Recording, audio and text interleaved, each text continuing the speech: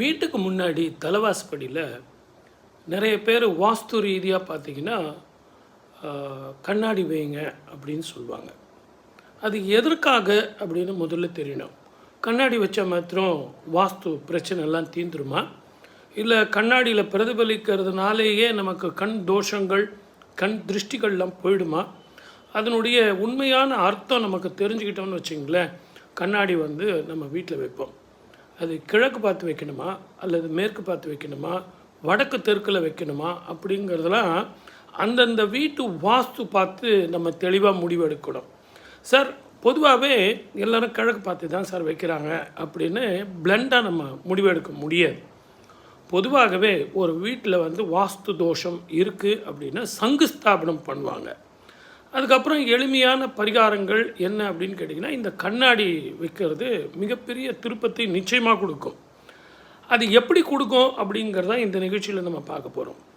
இப்போது கிழக்கு பார்த்து நீங்கள் கண்ணாடி வைக்கிறதுனால சூரிய வெளிச்சம் மிக அதிகமாகப்படும். அந்த சூரிய வெளிச்சம் பட்டு அந்த சூரியனுடைய வெளிச்சம் பிரதிபலிக்கும். அதிகமான வெளிச்சத்தை கொடுக்கும், அதிகமான வெப்பத்தை கொடுக்கும்.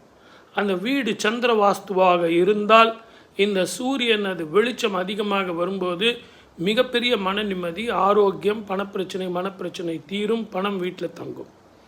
இதே சூரிய வாஸ்துவாக இருக்குன்னு வச்சுங்களேன், அந்த வீட்டில் இன்னும் நீங்கள் அதிகப்படியான சூரிய வெளிச்சத்தை பிரதிபலிக்கிறீங்க, அந்த ரிஃப்ளெக்ஷன் ஆகுது சூரிய வெளிச்சம் அப்படின்போது உஷ்ண வியாதிகள் வர்றதுக்கான விரயங்கள் அதிகமாகிறதுக்கான நிறைய சான்சஸ் இருக்குது.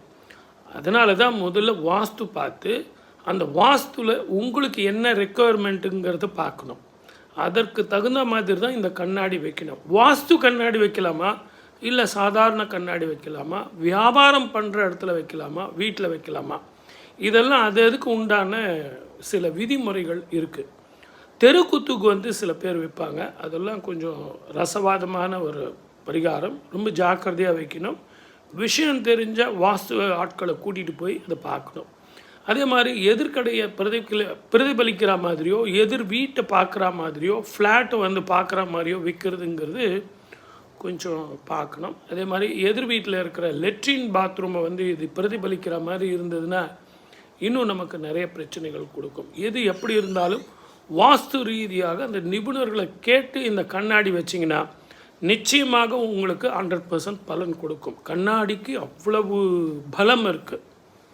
ஆகவே தான் இதை செய்யுங்க. சப்ஸ்கிரைப் பண்ணிட்டீங்களா? தயவு செஞ்சு பண்ணுங்கள், ஷேர் பண்ணுங்கள், கமெண்ட் பண்ணுங்கள்.